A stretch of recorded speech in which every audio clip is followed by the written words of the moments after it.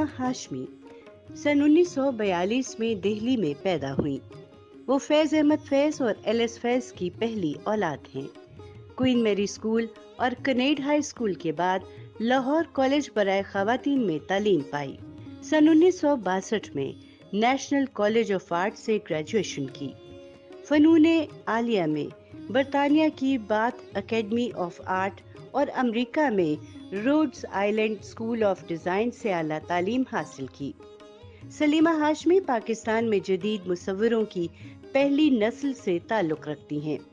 انہوں نے استاد فنون عالیہ کی نقاد، ماہر تعلیم، منتظم، اداکار، آرٹ کیوریٹر، ماہر نشریات، انسانی حقوق کی کارکن اور مصنفہ کی حیثیت سے نام پایا۔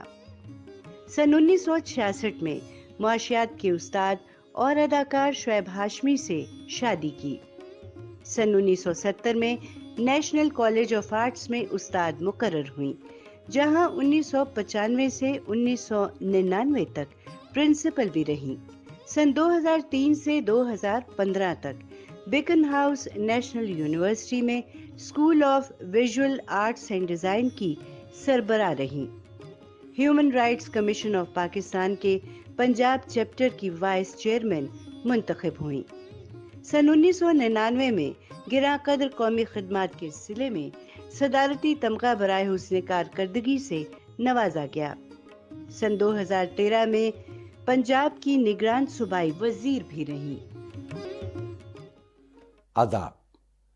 پی ٹی وی نیوز کے پروگرام سات ننگ میں آپ کا میزبان وجاہت مسعود آپ کی خدمت میں حاضر ہوں، اور آج ہم ملاقات کر رہے ہیں پاکستان کی معروف مصور، استاد، ماہر تعلیم، مصنفہ، منتظم، آرٹ کیوریٹر، انسانی حقوق کی کارکن، اور ایز اف کہ کوئی کسر باقی تھی، ایک سٹنٹ نگران وزارت کا بھی کریئر میں شامل ہے، محترمہ سلیمہ ہاشمی صاحبہ سے۔ سلیمہ صاحبہ، ہمارا میڈم طریقہ یہ ہے کہ جو جس شخصیت سے بات کرتے ہیں ان کے جو لائف کے پرٹیکولرز ہوتے ہیں وہ ہماری رفیق کار ہیں عائشہ اسلم، وہ پڑھ کے سنا دیتی ہیں، ٹھیک ہے، تاکہ ہم زیادہ وقت جو ہے وہ اصل جو موضوعات ہیں وہاں سے ان موضوعات پہ استفادہ کر سکیں۔ آپ کی پیدائش 1942 اور مصوری کے اعتبار سے یہ برس دو حوالوں سے جانا جاتا ہے۔ آپ پیدا ہوئیں اور اس برس میں امرتا شیرگل رخصت ہوئی 1942 میں، اور آپ دہلی میں پیدا ہوئی تھیں اور بچپن دہلی اور شملہ کے بیچ میں گزرا ہے۔ اچھا، ایسے ایک تاثر سا بنتا ہے کہ شاید آپ کی جب آپ نے مصوری شروع کی ہو تو ان جگہوں کے جو رنگ ہے، جو کیفیت ہے، وہ آپ کی مصوری میں آئیں گی۔ لیکن ہم نے دیکھا کہ جب آپ نے مصوری شروع کی تو اس میں تو لاہور کا کھلا پن پایا جاتا ہے، آسمان ہے، کھڑکیاں ہیں، پرندے ہیں، تو کیا وہ ابتدائی برس جو ہے وہ آپ پہ اپنے رنگوں کے، آوازوں کے اعتبار سے زیادہ تاثر نہیں چھوڑ سکے؟ میرے خیال میں کوئی ایک چیز نہیں ہوتی جو آپ پہ اثر انداز ہوتی ہے۔ ہاں، مجھے دلی یاد ہے، 4 سال کی تھی جب پارٹیشن ہو گیا، لیکن جو چیزیں یاد رہیں وہ ایک بہت بڑا باغ تھا جی، اور وہاں پہ کھیلنا یاد تھا۔ یہ مجھے یاد ہے۔ شملہ کے بارے میں تو صرف اتنا یاد ہے کہ وہاں پہ میری چونکہ چھوٹی بہن پیدا ہوئی تھی تو میرے ابو کو یہ ڈیوٹی لگائی گئی تھی کہ وہ مجھے سنبھالیں جب میری اماں ہسپتال میں تھی، اور میں بہت ضد کر رہی تھی کہ مجھے بسکٹ کھانے، اور مجھے یاد ہے کہ میرے ابا بہت گھبرائے ہوئے تھے کیونکہ انہیں کبھی شاید میرے لیے بسکٹ خریدے نہیں تھے، اور جو بسکٹ لے کے آئے تھے وہ بالکل میری پسند کے نہیں تھے۔ تو ضد میرے خیال میں کہ پہلی دفعہ میں نے کی تو اپنے ابو سے ہی کی۔ لیکن یہ ہے کہ مصوری پہ اور کیا کیا چیزیں اثر انداز ہوئیں، میرے خیال میں بہت حد تک جو گھر میں جس قسم کا ماحول تھا، مصوری پہ کتابیں بہت تھیں اور وہ میرے ابو کا شوق تھا، تو لہٰذا بہت ہی چھوٹی عمر سے وہ میں صفحے پلٹا کرتی تھی، اور ان میں زیادہ تر تصویریں فرانسیسی جو مصور تھے، امپریشنسٹ تھے. یا مجھے یہ یاد ہے کہ مائیکل اینجلو کے جو مجسمے تھے وہ مجھے یاد ہیں، اور بہت بڑی بڑی کتابیں ہوتی تھیں. تو میرے خیال میں کہ ایک جو اس سے اثر یہ ہوا کہ بھئی کوئی حد نہیں ہوتی اور کوئی باؤنڈریز نہیں ہوتی، آپ ہر طرف نظر دوڑا سکتے ہیں.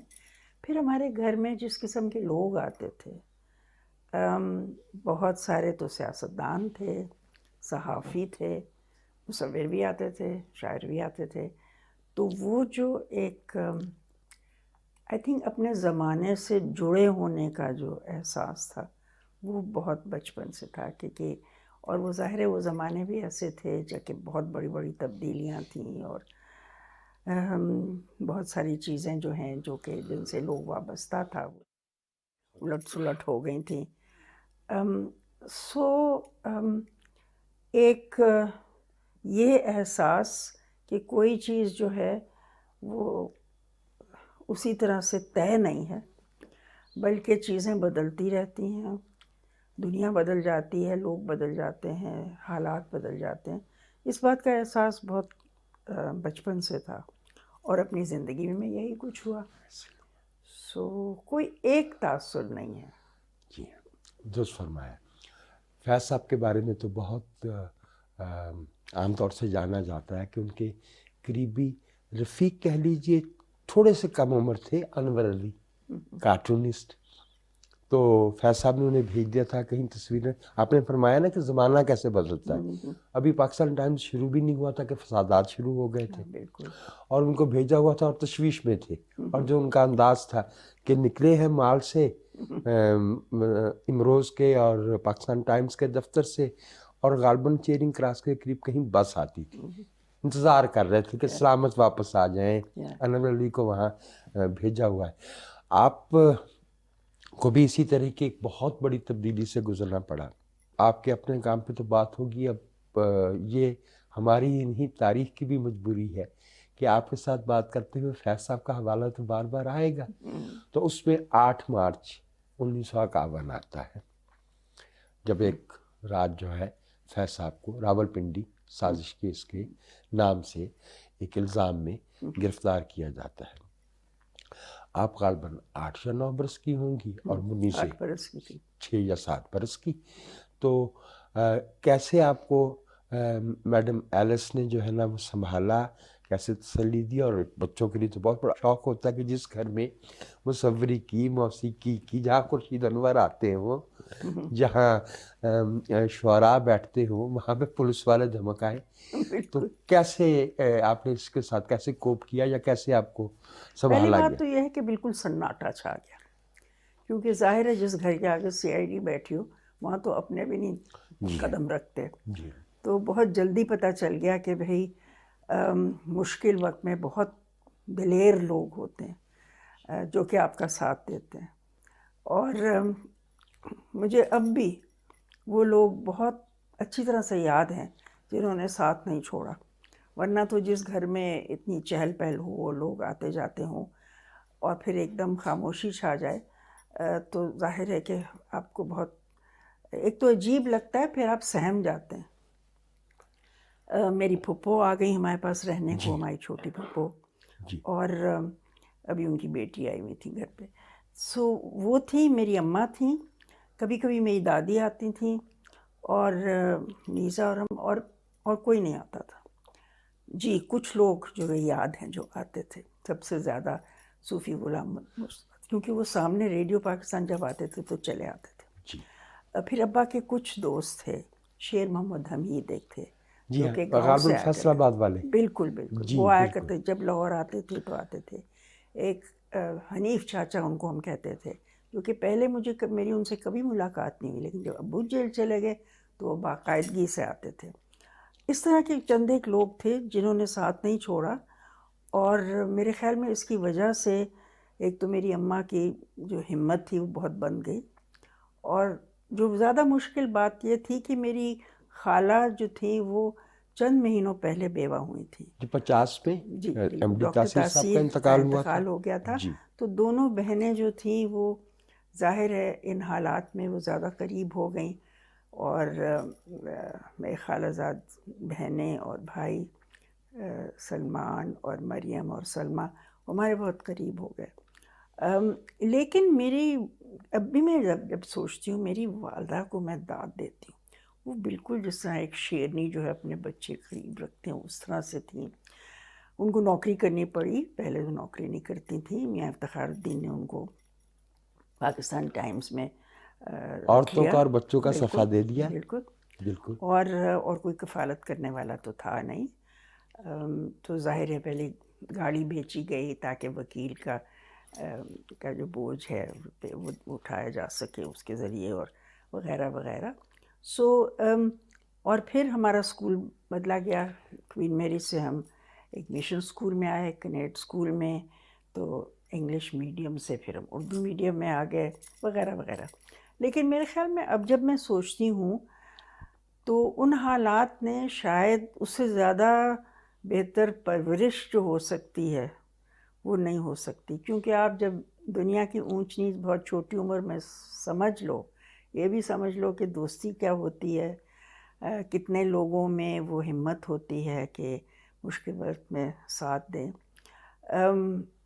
کسی کا جیل جانا ہمارے ملک میں میرے خیال میں کوئی عجیب بات نہیں ہے۔ بعد میں زندگی نے مجھے تیار کیا کہ جب میں نے بہت سے لوگوں کو ان مشکلات کا سامنا کرتے دیکھا تو مجھے بالکل پتہ تھا کہ ان پہ کیا گزر رہی ہے۔ اس سے بہتر کیا پرورش ہو سکتی ہے کہ آپ اپنے آس پاس کے جو لوگ ہیں، آپ کے ملک میں، آپ کے محلے میں، آپ کے شہر میں، ان کی آپ تکالیف بہت چھوٹی عمر میں سمجھ لو، جان لو۔ تو میرے خیال میں یہ کسی فنکار کے لیے، شاعر ہو بہت یا اچھی مصور تربیت ہو، ہے، اس سے بہتر کوئی تربیت نہیں ہو سکتی۔ ممکن نہیں ہوتی۔ اور آپ نے بہت چھوٹی عمر میں جو اس ملک میں تمثیل کھل رہی تھی اس کو دیکھ لیا۔ بالکل۔ فیض صاحب کے خطوط تو سلیبے میرے دریچے میں آ گئے، اور مرزا ظفر حسن نے ترجمہ کیا، فیض صاحب نے قلم لگایا۔ محترمہ ایلس کے خطوط بھی اب تو اردو میں بھی آ گئے، انگریزی میں پہلے سے دستیاب تھے۔ میں معذرت چاہتا ہوں اپنی رائے دینے کے لیے۔ ظاہر ہے جس پہ فیض صاحب نے قلم لگایا وہ آن اٹس اون، وہ خطوط جو ہے وہ ایک ادبی شاہپارہ ہے، سلیبے میرے دریچے میں، اور وہ ذرا دوسرے والا ترجمہ تھوڑا کمزور کیا۔ لیکن آپ دونوں بہنیں ساتھ جاتی تھیں، ساہیوال بھی گئیں، حیدرآباد جانا، یہاں سے لاہور سے حیدرآباد آج جانا مشکل ہے، تو 70 برس پہلے کتنا مشکل ہوگا، اور پھر کسی دوست کے ہاں ٹھہرنا ہے، پھر ابا سے ملاقات کرنا ہے، تو کچھ یادیں تو آپ کے پاس بھی محفوظ ہوں گی اس کی۔ بہت۔ ایک تو یہ تھا کہ اتنے پیسے نہیں ہوتے تھے کہ ہر دفعہ جب اماں جائیں تو ہم ساتھ جائیں، تو لہٰذا وہ تو ہر 3 مہینے کے بعد جاتی ہیں، ہم لوگ 6 مہینے کے بعد جاتے تھے۔ اور پہلے یہ ڈسکشن ہوتی تھی کہ گاڑی کے کون سے ڈبے میں بیٹھنا ہے، انٹر کلاس میں جانا ہے یا سیکنڈ کلاس میں جانا ہے، اور کبھی انٹر میں جانے کے پیسے ہوتے تھے، کبھی سیکنڈ کلاس میں جانے کے پیسے ہوتے تھے۔ ایک ہمارے جاننے والے تھے جو خانے وال، جب گاڑی رکتی تھی وہ مجھے ہمیشہ یاد ہے کہ وہ ہمارے لیے لنچ لے کے آتے تھے، اور بہت اہتمام سے۔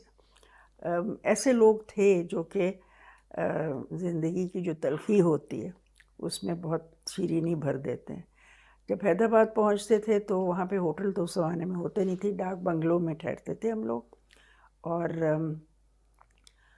ایک دفعہ تو مجھے بہت اچھی طرح یاد ہے کہ جہاں جو ہمارا کمرہ تھا اس کے دوسرے بیچ میں تھوڑی سی گلی تھی، اور پھر دوسری طرف دوسرے کمرے تھے، اس میں سہروردی صاحب تھے جو کہ اس وقت وکالت کر رہے تھے اس کیس کی، میرے ابا کے بھی وکیل تھے، دفاع کر رہے تھے، دفاع کر، ڈیفنس کر۔ تو وہ وہاں پہ تھے، اور وہ منیزہ کو بہت پسند کرتے تھے کیونکہ وہ جا کے بڑی لاڈلی تھی، ان کے بستر پہ یوں کر کے جمپ کر رہی ہوتی تھی۔ تو کچھ ایسی دوستیاں ہو گئیں وہاں پہ بھی۔ ظاہر ہے کسی بچوں کے لیے بڑی عجیب سی بات ہوتی ہے کہ آپ اپنے والد کو جا کے تو ایسی جگہ میں ملیں جہاں پہ سب لوگ جو ہیں وہ میں دشمن تو نہیں کہوں گی لیکن پہرے دار نظر آتے ہیں. اور وہ جو بیٹھے ہوتے تھے وہ ایک ایک لفظ سن رہے ہوتے تھے. اور میں تو خیر زیادہ تر خاموش رہتی تھی. لوگ اب کہتے ہیں اچھا واقعی خاموش بچی تھی. تو منیزہ جو تھی وہ جو بھی شخص بیچارہ جس کی ڈیوٹی لگی ہوتی تھی ان کو ہمیشہ تنگ کرتی تھی اور کہتے ہیں بہت بدتمیز ہیں آپ کے ہماری باتیں سن رہے ہیں. اور ایک وہاں پہ حیدرآباد میں ایک فیملی تھی، برغری فیملی، جو کہ جن کے نام ابا نے ایک نظم بھی لکھی جب انہیں خوشبو بھیجی.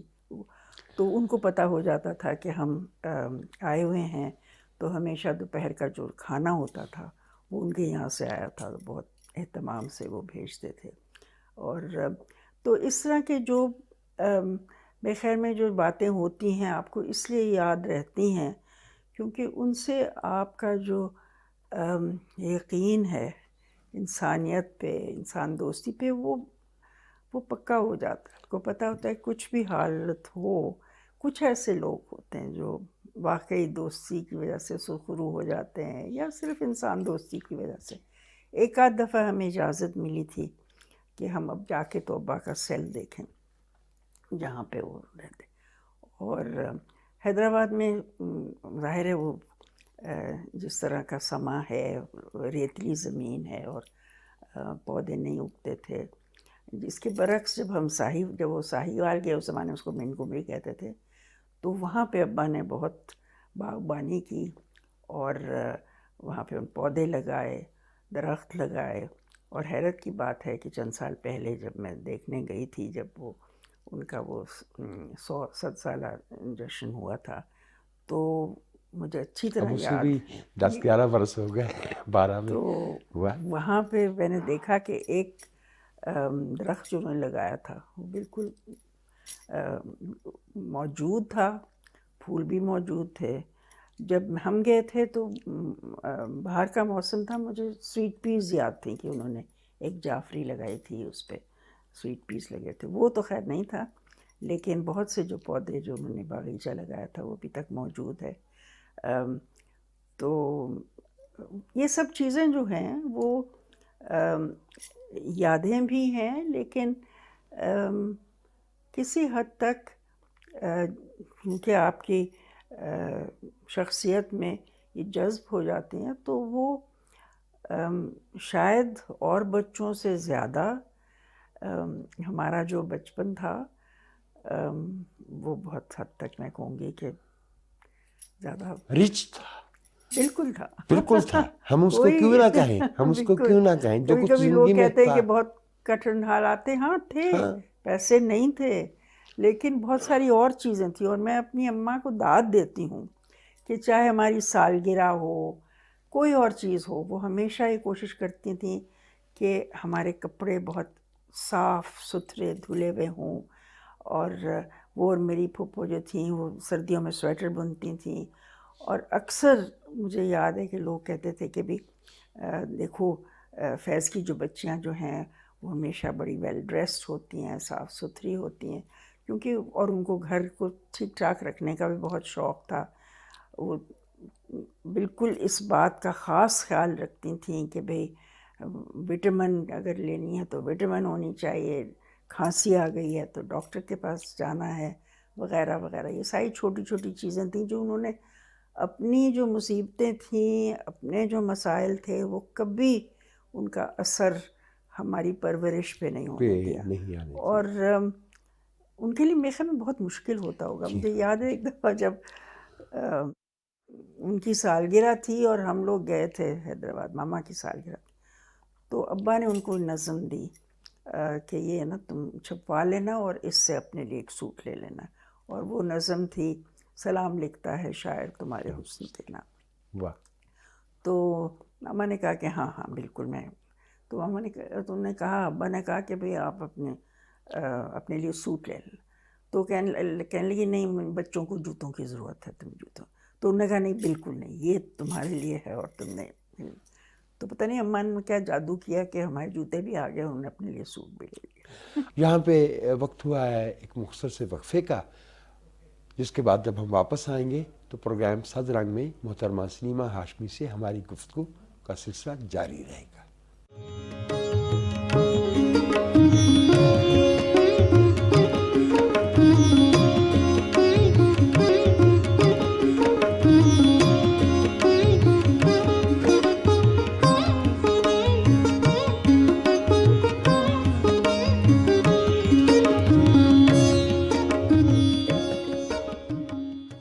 پروگرام صد رنگ میں وجاہت مسعود آپ کو ایک بار پھر سے خوش آمدید کہتا ہے، اور ہم بات کر رہے ہیں استاد، مصور اور آرٹ کی نقاد محترمہ سلیمہ ہاشمی صاحبہ سے۔ اگر آپ کی والدہ برطانوی اس زمانے کی جو تربیت تھی ٹرن آف دی سینچری کی وہ ان کو نہ ملی ہوتی، اور وہ ان کے سیاسی نظریات ایسے پختہ نہیں ہوتے جو تھے،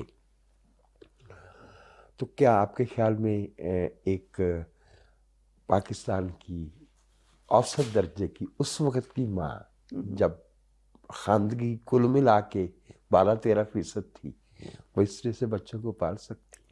میں کچھ کہنا تو نہیں چاہتی اس بارے میں، کیونکہ میرے خیال میں ہمارے ملک میں جس طرح عورتیں اتنی ہمت کر کے اور اتنی کرخت حالات، اتنے مشکل حالات کا سامنا کرتی ہیں اور اپنے بچوں کو پالتی ہیں، تو وہ میرے خیال میں کمتر تو نہیں ہے، منتظم تو بہت لیکن یہ ہے کہ ایک میاں کا جیل میں ہونا اور غیر ملکی خاتون ہونا، اور پھر پوری ان کی یہ کوشش رہتی تھی کہ بھئی بچے محسوس نہ کریں باپ کی جو کہ وہ ہیں نہیں وہاں پہ، غیر موجود ہیں وغیرہ وغیرہ۔ لیکن یہ ہے کہ یہ سب میرے خیال میں ان کی سیاسی جو سوجھ بوجھ تھی اس کی وجہ سے، مطلب میری اماں جو تھی انہوں نے کمیونسٹ پارٹی 16 سال کی عمر میں انہوں نے جوائن کر لی، اور وہ اس لیے کیونکہ وہ واقعی جو لوگ پسے ہوئے لوگ تھے، جو کہ لیبر کلاس تھی، ان سے، حالانکہ ان کی فیملی مڈل کلاس فیملی تھی، لیکن ان کو بہت یہ جذبہ تھا کہ بھی جن لوگوں کے مشکل حالات ہیں ان کا ساتھ دینا ہے، اور ان کے خیال سے یہ ایک جو کارل مارکس نے جس طرح سے ایک تصویر کھینچی تھی کہ بھی یہ طریقہ ہوتا ہے کلاس سٹرگل کا، اور اس کے بعد پھر ایک ایسا نظام قائم ہو جس میں انصاف ہو، تو میری اماں کا بہت اس پہ بلیف تھا، اور ان کا خاندان بالکل اس بات سے اتفاق نہیں کرتا تھا، لیکن بہت باغی خیالات کی وہ خاتون تھی، اور میرے خیال میں ان کے سیاسی خیالات کی وجہ سے ہی ان کی دوستی ہوئی میرے والد سے، اور پھر مشکل جو حالات تھے ان کا بھی سامنا میرے خیال میں انہوں نے اس طرح ڈٹ کے اس لیے کیا کہ ان کے سیاسی حالات جو خیالات تھے ان میں کوئی گنجائش نہیں تھی کہ وہ ڈھیلی پڑ جائیں یا وہ کوئی کمپرومائز کر لیں، اور میں نے تو ان کو ہمیشہ بڑے ڈٹ کے تو اتھارٹی کے ساتھ مقابلہ کرتے دیکھا اور سنا، اور میرے خیال میں بہت سارے بیچارے پولیس والے ہوں گے جن کے اوپر میری اماں برسیں اور جن کو ڈانٹ پڑی، اور مگر بہرحال انہوں نے ہمیں یہ سکھایا کہ بھئی آپ نے خاموش نہیں رہنا۔ اگر تھوڑی دیر کے لیے ہم بھول جائیں کہ فیض صاحب اپنے عہد کے اقبال کے بعد سب سے بڑے شاعر تھے، اور صحافت میں ان کا کردار تھا، اور نہ کہتے ہوئے بھی ان کا ایک اہم سیاسی کردار بھی تھا اس ملک کے جو سیاست کے خد و خال تھے اس سے تھوڑی دیر کے لیے الگ کر دیا جائے تو ایک باپ کے طور پہ آپ کو اگر بتانا پڑے کہ آپ کے والد جو تھے وہ اپنی دونوں بیٹیوں کے ساتھ کیسے پیش آتے تھے، کیونکہ بتایا یہ جاتا ہے کہ فیض صاحب کی ذات میں ذرا بے نیازی کا عنصر تھا، اور والدہ میں جو ہے وہ ڈسپلن والا پہلو ذرا زیادہ تھا۔ بالکل بالکل نہیں، دوست تھے، اور چونکہ اس بات کا ان کو پورا احساس تھا کہ اسکول جانا کم سے کم میرے لیے تو بہت مشکل تھا، نیزا کو دلچسپی تھی دوستوں سے، مجھے بالکل نہیں تھی، تو میرے لیے تو ہر صبح جو تھی ایک مصیبت تھی کہ اچھا مجھے اسکول جانا ہے، کوشش میں یہی کرتی تھی کہ کوئی بہانہ کر لوں، میری اماں مجھے تیار کر کے تو کر دیتی تھی، میں ہمیشہ اس وقت کہتی تھی میرے تو پیٹ میں درد ہے تو مجھے بھیجا جاتا تھا، جو اپنے ابو سے پوچھو، تو میں جاتی تھی، لیکن کیا بات ہے پیٹ میں درد ہو رہا ہے، اسکول نہیں جانا، نہیں جانا، اچھا مت جاؤ. سو لہٰذا میں تو بری ہو کے آ جاتی تھی اس عدالت سے. اور سو ہمیشہ انہوں نے نرمی برتی، میں کبھی بھی اونچی آواز سے بات نہیں کی. اور دوسرا جو لوگ کم جانتے ہیں ان کا جو سینس آف ہیومر تھا، مذاق میں جو ان کی طبیعت میں تھا ایک عنصر بہت زیادہ، وہ ان کو بہت ساری چیزیں جو ہیں جو کہ ہمیں لگتا تھا کہ بہت مذاق خیز ہے، ان کو بھی لگتا تھا ایسا کہ بھی بہت فن. اور سب سے زیادہ مذاق وہ اپنا اڑاتے تھے، تو لہٰذا ان کو ہم گھر میں کوئی اتنا زیادہ سیریسلی لیتے بھی نہیں. ایک دو دفعہ میں گئی تھی ان کے ساتھ، ایک دفعہ میں ایک مشاعرے میں گئی تھی جی. غالباً سیالکوٹ، یا مجھے بالکل اچھی طرح سے یاد نہیں ہے، مگر میرے خیال میں سیالکوٹ تھا. تو لوگوں نے جس طرح سے ہے کہ بہت اس طرح سے لوگ ٹپاک سے ملے، اور لوگوں نے بچ سے کہ ان کو خیر مقدم کیا، اور بہت تو اور پھر ان کے قصیدے پڑھنے شروع ہوئے جب وہ ان کو اسٹیج پہ وہ آئے وغیرہ، جس میں وہ شرما جاتے تھے اور سر جھکا لیتے تھے. تو وہ اتنا، اور ان کی نظر جو میرے ساتھ ملی تو انہیں یوں کر کے کیا، اور پھر بعد میں جو ہم واپس آ رہے تھے کہتے کس کے بارے میں یہ سب باتیں کر رہے تھے. میں کہا مجھے نہیں پتا کس کے بارے میں یہ کر رہے. تو ہم ان کو اس طرح سے سیریسلی نہیں لیتے تھے، یو کین سے، مطلب پتا تو تھا کہ وہ اہم آدمی ہے، لیکن یہ کہ بھئی وہ ہمارے والد ہیں اور ان کو بالکل ویسے ہی ایک جمہوریت جو ہے گھر میں، اس کے سلسلے میں ان کا بھی ایک ووٹ تھا، میرا بھی ایک ووٹ تھا، میری بہن کا بھی اور اماں کا بھی ایک ووٹ تھا. سب کچھ جو ہے میجورٹی کے حساب سے بات چلتی تھی. یہ چیز کہ بھئی ان کی اہمیت کتنی ہے، ہاں وہ چھوٹی عمر سے اس بات کا اس طرح سے احساس ہوا کہ میں دیکھتی تھی کہ ان کی شاعری کا اثر لوگوں پہ. تو پھر لگتا تھا کہ اچھا ہمارے ابا خاصے جادوگر قسم کے انسان ہیں کہ جب وہ ان کی، اور وہ نہ بھی ہوں، کیوں مجھے یاد ہے جب وہ جیل میں تھے اور ان کی پہلی کتاب وہاں سے مجموعہ آیا دست صبا، جی. اور اس کا ایک ہوا تھا، تو وہ میں نے سوٹ ووٹ پہن کے اور میں بانٹ رہی تھی. اور پھر میں دیکھ رہی تھی، میرے خیال میری عمر کو 9 سال کی ہوگی، 9.5 سال کی ہوگی. 11 آپا 53 میں آ گئی تھی دست صبا. یہ پہلی تو ان کی جیل کے دوران آئی تھی. جی ہاں، دوسری پھر وہ زندہ نامہ بعد میں. تو وہ میں دیکھ رہی تھی کہ لوگوں پہ کتنا اثر ہو رہا ہے. تو میں کافی، بلکہ میں نے یہ بھی دیکھا کہ کچھ لوگوں کی آنکھوں میں آنسو تھے. تو اس سے میں نے کہا کہ نہیں، میرے ابا شاید کوئی ایسی چیزیں لکھتے ہیں جن کے اوپر لوگوں کے اوپر اثر ہوتا ہے. تو پھر یہ ایک سوچنے کی بات تھی چھوٹی سی بچی کے لیے. اور پھر یہ بھی کہ بھئی ٹھیک ہے، لوگ ہمیں ملنا نہیں چاہتے کیونکہ ہمارے حالات بڑے مشکل ہیں، لیکن پھر یہ بھی لگا کہ نہیں کوئی بات نہیں، شاید یہ سارے جو حالات ہیں یہ چونکہ ان کی گرفت سے باہر ہیں تو اس لیے ہے. سو آئی تھنک یہ چیزیں آپ کی سمجھ میں آتی ہیں. تو وہ والد کا ہونا الگ چیز تھی، گھر میں ہمارے دوست تھے اور ان سے کوئی بھی بات جو ہے وہ ڈسکس کی جا سکتی تھی. بہت سارے اصول ایسے تھے جن کا انصاف سے تعلق تھا، جن کا انسان دوستی سے تعلق تھا.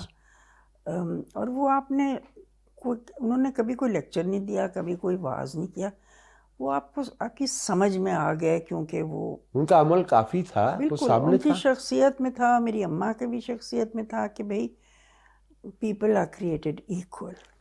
اور لہٰذا آپ اپنے ملازم سے بھی اسی طرح سے عزت سے پیش آئیں گے جتنا کہ ایک راہ چلتے انسان کے ساتھ. اور یہ چھوٹی چھوٹی اور بزرگوں کی اہمیت کتنی ہوتی ہے، تو یہ چیزیں کہہ کے نہیں آپ کی شخصیت میں ہوتی، یہ ہو جاتی ہیں. This is not indoctrinated. You just imbibe it. شاید ایک خاتون استاد، اتفاق سے وہ بھی غیر ملکی، انا مولکہ احمد، اور آپ کو اپنے کالج کی تعلیم کے ابتدائی برسوں میں ان سے بھی کچھ لیکچر سننے کا موقع ملا. تو آنا مولکا احمد کا بالکل ظاہر ہے کہ اور طرح کا پروفائل تھا. بالکل بالکل. ظاہر ہے آرٹ کی بات زیادہ. اور کچھ آپ پہ کچھ یاد ہے کس طرح کے اثرات مرتب ہوئے اور وہ کس طرح سے اپنے طالب علموں کو, کیونکہ میں دیکھتا ہوں کہ ان کا باقاعدہ ایک اسکول تو بنا ان کے فالوز کا پاکستان میں. بالکل. اینا مولکا اور میری والدہ جو تھیں وہ لندن میں ایک دوسرے کو جانتی تھیں اس سے پہلے کہ آنٹی مولکا یہاں پہ آئیں. سو دے نیو ون انادر. اور بلکہ میری اماں بتاتی تھیں کہ جب ان کی پنجاب یونیورسٹی میں ان کا انٹرویو تھا نوکری کے لیے, تو ان کے پاس ایسے فارمل کپڑے نہیں تھے, تو میری اماں کا ایک سوٹ لے کے گئی تھیں. اور میری اماں کو بہت تکلیف ہوئی کہ اس کے بعد وہ اسی سوٹ میں سو گئیں, اور چونکہ مولکا مجھ سے زیادہ موٹی تھی تو میرا سوٹ خراب ہو گیا. لیکن ان کی دوستی بہت تھی. اور بلکہ جب 47 میں جب ہم مری میں تھے, میری اماں ہمیں سری نگر سے ہم دونوں کو لے کے آ رہی تھیں واپس, تو آنٹی مولکا اور زہرا ان کی بیٹی جو تھی, ہم سب لوگ اکٹھے ریل گاڑی میں واپس آئے پنڈی سے لاہور میں کرفیو لگا ہوا تھا. اور ابا کے پاس چونکہ پاس تھا پاکستان ٹائمز کی وجہ سے, تو ہمیں گھر لے گئے, تو آنٹی مولکا ہمارے پاس ہی رہیں. اور تو ان کی دوستی رہی ساری عمر. اور آنٹی مولکا جو تھیں ان کا بہت ہی, چونکہ مزاج جو تھا بہت تیکھا تھا, بہت زیادہ, سب ان سے ڈرتے تھے. تو لیکن میری والدہ بالکل ان سے نہیں ڈرتی تھیں کیونکہ ان کا بھی مزاج خاصا تیکھا تھا. لوہے کو لوہا کاٹ رہا. تو ان کی دوستی بھی بہت تھی. کبھی میں نے ان کو ویسے لڑتے نہیں سنا دیا دیکھا, لیکن وہ میرے خیال میں مولکا میری اماں سے لیکچر لے لیتی تھیں. وہ ان کو جب کبھی ان کو ڈانٹنا ہوتا تھا تو وہ ضرور مولکا کو ڈانٹ دیتی تھی.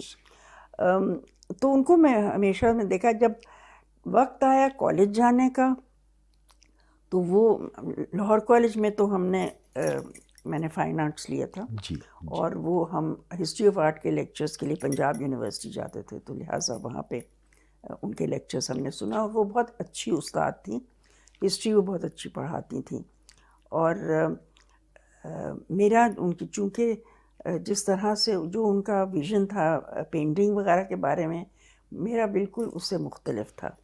تو جب وقت آیا کالج جانے کا ایف اے کے بعد, تو میرے والدین نے این سی اے کا انتخاب کیا, کیونکہ وہاں پہ جو نئے پرنسپل آئے تھے اسپاننبرگ میں, دونوں والد اور والدہ دونوں بہت ان سے امپریس تھے. پروفیسر اسپاننبرگ جو کہ شاکر علی سے پہلے تھے, تو اور انہوں نے بالکل طرز تعلیم بدل دیا جو میو اسکول کا تھا, بالکل ماڈرن کر دیا باؤ ہاؤس کی صورت پہ.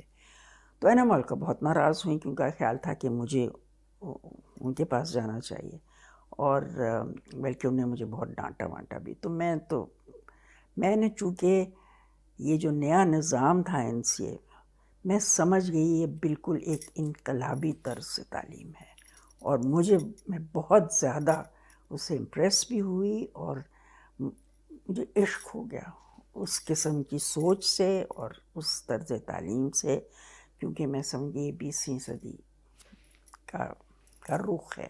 وہاں پہ پنجاب یونیورسٹی میں ایسا نہیں تھا, وہ ابھی کسی اور زمانے وہاں ایک ڈپارٹمنٹ تھا, یہ پورا ٹیمپل تھا, تو وہ ایک بالکل تبدیلی تھی. تو وہ کافی ناراض تھی, لیکن بہرحال دوستی تو دوستی قائم رہی. اس کے بعد پھر میں ولایت چلی گئی پڑھنے کے لیے. ہاں یہ ولایت جانے سے اگر آپ اجازت دیں مداخلت کی معافی. یہاں پہ وقت ہوا ہے ایک مختصر سے وقفے کا, جس کے بعد جب ہم واپس آئیں گے تو پروگرام صد رنگ میں محترمہ سلیمہ ہاشمی سے ہماری گفتگو کا سلسلہ جاری رہے گا.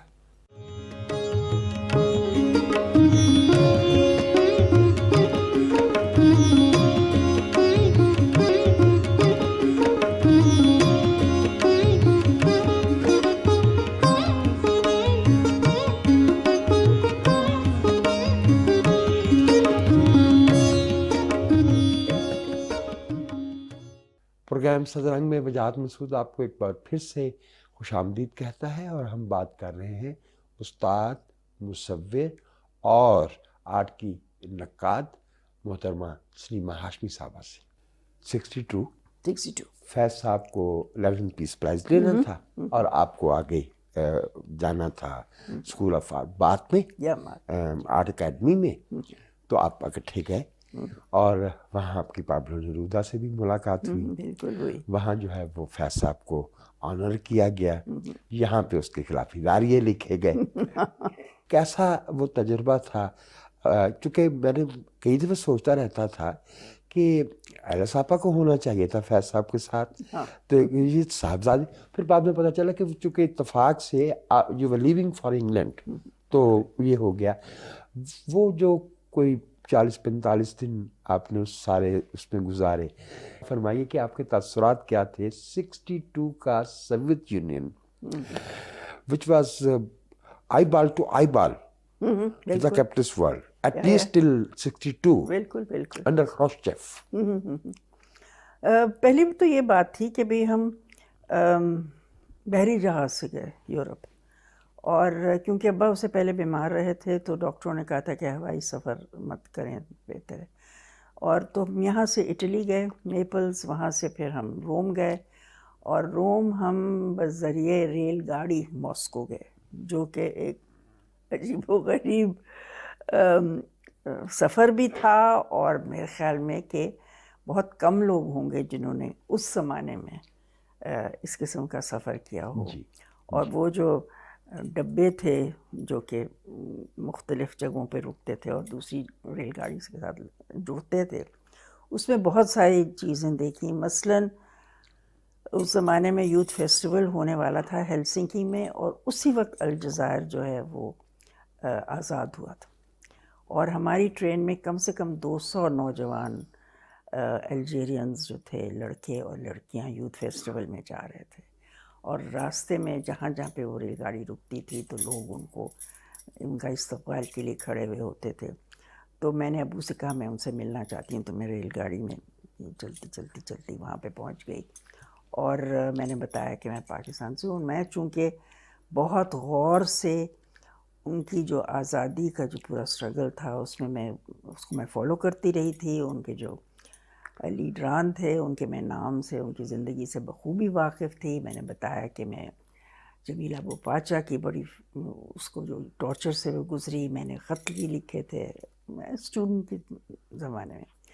تو وہ اتنے حیران ہوئے کہ بھئی یہ پاکستانی لڑکی آ گئی اور ہمارے جدوجہد کے بارے میں اس کو سب کچھ معلوم ہے کہ غیر ملکی آئیکونس کو کرتے ہیں، اپنوں کو نہیں اتنا پہچانتے جتنا باہر والوں کو. تو اتنے وہ حیران ہوئے، اور انہوں نے پھر بچھاڑ کر دی سوالوں کی، اور یہ وہ بہت.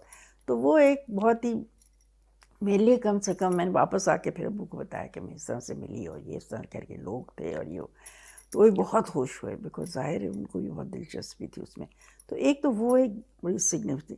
یہ پہلی دفعہ زندگی میں اتنا عرصہ میں نے اپنے والد کے ساتھ گزارا. اور ایک چیز تو میں سمجھ گئی کہ وہ بالکل میری والدہ کے بغیر ہیلپ لیس بیبی تھے، کیونکہ میں نے دیکھا تھا کہ کس طرح سے وہ سب چیزیں ان کی، چاہے ان کی جرابیں ہوں، چاہے ان کی بنیان ہو، چاہے کہ ان کی ٹائی ہو، وہ ہر چیز کو سلیقے سے رکھتی تھیں، اور ان کو بالکل نہیں پتہ تھا کہ میری چیز کہاں گئی، کیا ہوئی. اور تو میں اس دوران اس پورے جو یہ سفر تھا ان کے ساتھ جو یہ وقت گزارا، ان کی میں نے جرابیں دھوئیں، ان کی میں نے بنیانیں ٹھیک طرح سے رکھی، ان کے کپڑے نکالے وغیرہ وغیرہ. تو پہلی دفعہ اس طرح سے مجھے آئی سپوز جو کچھ خدمت کرنے کا موقع ملا، اور مجھے احساس ہوا کہ میری اماں ان کے لیے کیا کچھ کرتی تھیں، کیونکہ وہ تو بالکل تو بے نیاز سے، ان کو پتہ نہیں. ہاں ان کو شوق ضرور تھا کپڑوں کا بھی اور اچھے جوتوں کا بھی یا کچھ، لیکن یہ ہے کہ ایک دفعہ لے لیتے تھے تو پھر ان کو نہیں پتا تھا کہ اس کے ساتھ کرنا کیا. ان کی اصل میں پرائیورٹیز جو ہے ذہنی شعوری وہ ڈیفرنٹ تھی. سو وہ وقت بہت دلچسپ بھی تھا. پھر ہمیں انہوں نے رائٹرز یونین نے ہمیں بھیج دیا تھا آرام کرنے کے لیے. سجاد ظہیر بھی تشریف لائے ہوئے تھے وہاں جی اس وقت 62 میں. اچھا. دین وی وینٹ ٹو سوچی. سوچی میں پابلو نیرودا سے ملاقات ہوئی تھی. وہاں پہ وہ اور ان کی بیگم اور ایک اور بھی لینن پیس پرائز ونر تھیں جو ان کا تعلق لاطینی امریکہ سے. تو ہم سب لوگ ایک ہی جگہ میں تھے، ایک ہی جگہ میں تھے. نیرودا کو ظاہر ہے کہ آپ ایک نوجوان کے طور پہ دیکھیں تھی. He was an established international poet, arguably one of the finest 20th century poets. بالکل. وہ ویشیس تھے یا ریفلیکٹیو تھے, میڈیٹیٹیو تھے؟ چونکہ فیض صاحب تو دوستوں میں کھلتے تھے, ادروائز ریفلیکٹیو تھے. نہیں جو تھوڑا بہت مطلب ظاہر اتنا اس طرح سے تو نہیں دیکھا, میری عمر بھی کیا 17-18 سال کی تھی. جی. مگر یہ مجھے محسوس ہوا کہ ایک تو یہ کہ وہ ان کو میرے خیال میں بڑا ایک دوستانہ ان کا رویہ تھا. مطلب ان کی جو لائٹ ہارٹیڈ گفتگو ہوتی تھی, ان کی بیگم جو ماتلدا تھیں ساتھ, وہ اور 2-3 لوگ ہمیشہ ہوتے تھے, اور جو گپ بازی ہوتی تھی بیچ کے اوپر میں بات جی کریں. جی جی. ایک شام کو انہوں نے ابا کے لیے دعوت دی, تو ہم لوگ گئے ان کی بالکنی پہ, انہوں نے سب اہتمام کیا ہوا تھا, اور بہت میں نے اس بات کا اس پہ لکھا بھی ہے, 14ویں کا چاند تھا, بہت خوبصورت سما تھا, اور سوچی کا موسم بھی بہت اچھا ہوا. تو وہ انہوں نے ابا سے کہا, درخواست کی کہ آپ تھوڑا اپنی کلام سنائیں. جی. تو پھر وہ ابا نے سنایا, اس کو ٹرانسلیٹ کیا. ابا نے ان سے کہا آپ سنائیں, تو دونوں شاعر جو تھے اپنی اپنی زبانوں میں ایک دوسرے کو اپنا کلام سنا رہے تھے. وہ جو ہمارے جو انٹرپریٹرس تھیں وہ ٹرانسلیٹ کر رہی تھیں, اور جیسے جیسے شام ڈھلتی گئی آپ خود سمجھ سکتے ہیں, تو انہوں نے دونوں جو ٹرانسلیٹرس تھے ان کو کیا کہ اس لیے کہ ٹرانسلیشن انٹونیشن ہی کافی ہے, پہنچ جاتی ہے بات. دونوں جو تھے, نیرودا جو تھے وہ اسپینش میں سنا رہے تھے, ابا اردو میں سنا رہے تھے. تو مطلب عجیب و غریب ایک شام تھی اس کی, اور ہمیشہ مجھے یاد رہے گی. جب آپ بات آرٹ اکیڈمی میں گئی, وہاں کی وائف آف باس سے بھی ملاقات ہوئی. آئی وش. لیکن یہ تجربہ کیسا رہا؟ اچھا, شعیب صاحب اس وقت لنڈن اسکول آف اکنامکس میں اکنامکس نہیں, پڑھ رہے اس تھے. وقت وہ 1 سال کے لیے آئے تھے Royal academy of dramatic art میں. اچھا. ہاں, تو 1 سال کی انہوں نے وہاں پہ تربیت لی تھی تھیٹر میں. تو وہ اتفاق سے ایک ہی وقت میں تھا, اور اس کے بعد پھر واپس چلے گئے تھے. لندن اسکول آف اکنامکس ہو گئے تھے جب ہم لوگوں کی شادی ہو گئی تھی, اور ہم لندن دوبارہ گئے تھے. اب وہاں آپ BBC ورلڈ سروس سے بھی وابستہ رہی, اور آپ نے تدریس بھی کی. بالکل. جب ہم بعد میں گئے, جو ہم لندن میں اس وقت مقیم تھے شعیب اور میں. وہ تو خیر معلوم ہے کہ فیض صاحب نے جو ہے وہ ان سے سب پنجابی سندھیوں والی لکیریں وغیرہ کھنچوا کے, تو وہ اگرچہ وہ صرف اس لیے تھا کہ ایک فارمیلٹی, اور کچھ اہل گھرانہ کے لیے بھی ہوتا ہے یہ سب. آپ کی رفاقت شعیب صاحب سے رہی, فیض صاحب کی اور ایلس کی رفاقت 40 برس سے کچھ اوپر. کوئی ایک خوبی جو شعیب صاحب کو سم اپ کرتی ہو, because he had so many dimensions.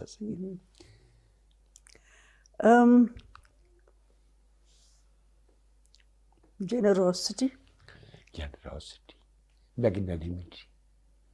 مطلب اس جنروسٹی کا ایک جو لفظ ہے اس کو آپ ہر اپلیکیشن میں لیں, ہر معنی میں, ہر معنی میں لے سکتے ہیں. بالکل بجا فرمایا. آپ 60 کے بالکل آخر میں NCA میں پڑھانے آ گئی تھی, لیکن یہ جو وقت آپ نے انگلینڈ میں گزارا, اس لحاظ سے کہ پہلے تعلیم پاتے ہوئے اور پھر کام کرتے ہوئے, بہت ہی تلاطم خیز تھا.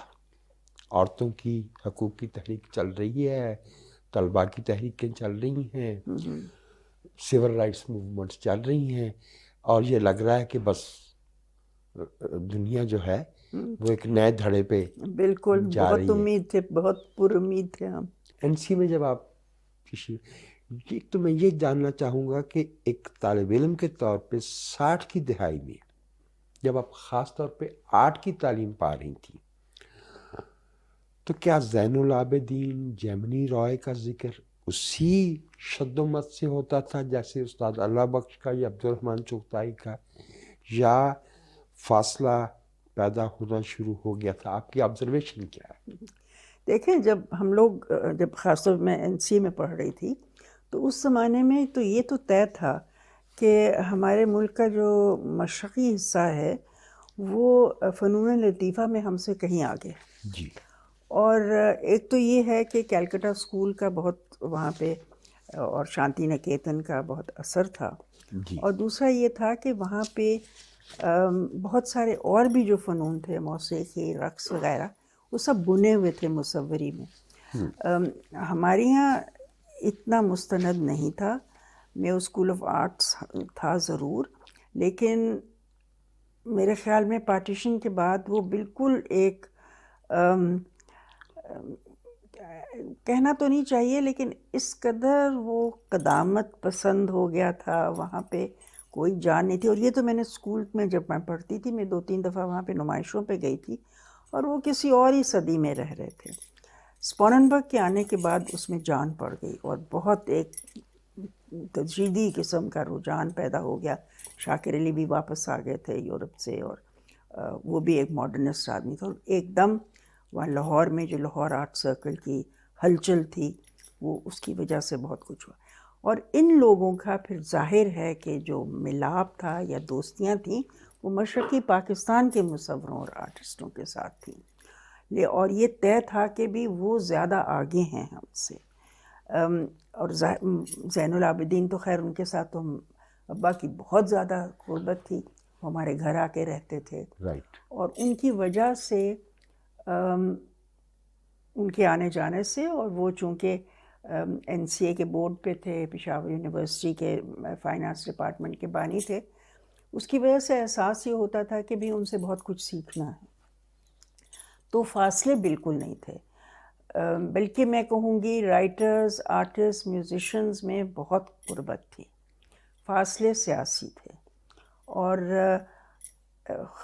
مجھے اچھی طرح یاد ہے کہ ظہور الاخلاق جو مجھ سے سینئر تھے، ان نے کئی دفعہ مجھ سے کہا تھا کہ بھی اگر ہمیں سیکھنا ہے تو ہمارے جو بنگال کے آرٹسٹ ہیں ان سے کچھ سیکھنا ہے. تو اور ان کا انفلوئنس بہت زیادہ تھا.